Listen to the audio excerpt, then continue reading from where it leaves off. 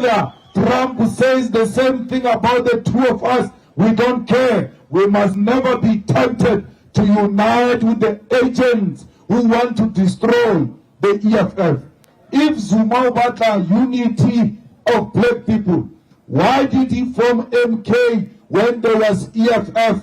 Because how from a party where you are already dividing people, you must join the existing organization that pursues the same agenda. This isn't just political mudslinging, it's a strategic argument, a calculated challenge that questions the very foundation of the MK Party's existence and, more broadly, the genuine commitment of its founder, Jacob Zuma, to the idea of a unified black political front.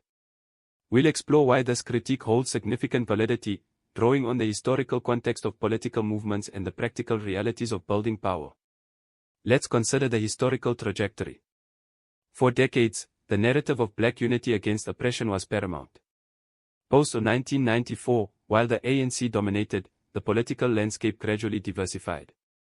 The EFF emerged as a significant force, positioning itself as a radical voice for economic emancipation, directly addressing the systemic inequalities that many black South Africans still face. Their foundational agenda, as articulated from their inception, centered on land expropriation without compensation, nationalization of key industries, and free education, issues deeply resonant within large segments of the black population. Now, fast forward to the tumultuous period leading up to the 2024 elections. Jacob Zuma, a figure synonymous with the ANC's liberation struggle and later its leadership, emerges with a new political vehicle, the MK Party. Their stated aim, frequently articulated, mirrors a call for black unity, for a concerted effort to address the unfulfilled promises of liberation, and to reclaim sovereignty, a narrative that often overlaps significantly with the broader demands of black economic empowerment. This is where Malema's argument gains its potent edge. If the ultimate goal is the unity of black people to achieve a common agenda, particularly one focused on economic transformation and social justice, then the logical, pragmatic approach would be to consolidate existing forces. The EFF was not a nascent, untested entity, it was a well-established, vocal, and electorally competitive party with a clear mandate from a significant portion of the black electorate. They had already invested years in grassroots organizing, in parliamentary advocacy, and in shaping the national discourse around issues critical to black South Africans. The formation of the MK Party, therefore, can be viewed not as an act of unity, but rather as an act of diversion and division. Instead of augmenting existing efforts, it created a new, parallel structure, necessitating the mobilization of resources, personnel, and voter attention away from an already established, ideologically aligned entity. This fragmentation inevitably leads to the dilution of collective power. Every vote garnered by MK is, in essence, a vote that could have contributed to strengthening a pre-existing black political bloc, allowing it to exert greater influence, whether in opposition or in a potential coalition government.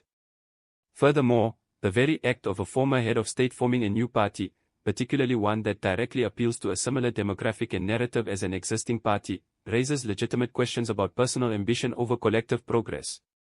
If Zuma's commitment was genuinely to the cause of black unity and empowerment, rather than a vehicle for his own political resurgence or a platform to settle scores, then uniting with an organization already championing many of those causes, and indeed, already possessing a significant following, would have been the most straightforward path.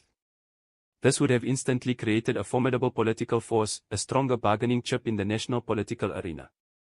Malema's argument also subtly highlights a fundamental principle of political organization: true unity often requires a degree of self-sacrifice and a willingness to subsume individual or factional interests for the greater good.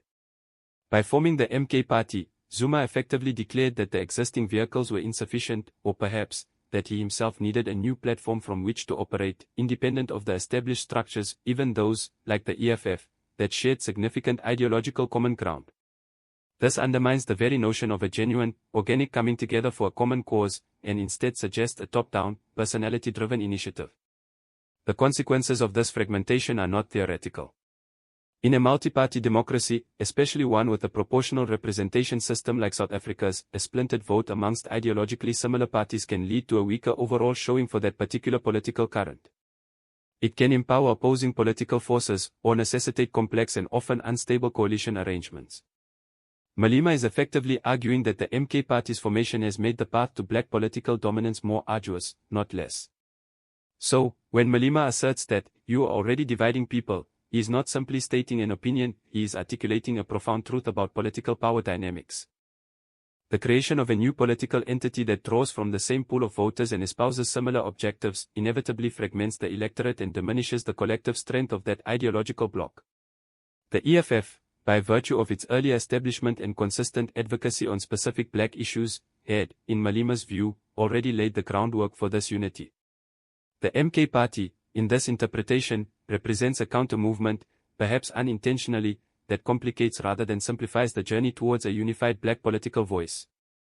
The debate over black unity in South Africa is complex, fraught with historical baggage, personal loyalties, and competing visions.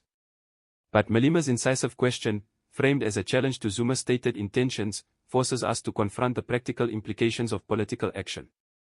If the goal is truly unity, then the path to achieving it must prioritize consolidation over fragmentation.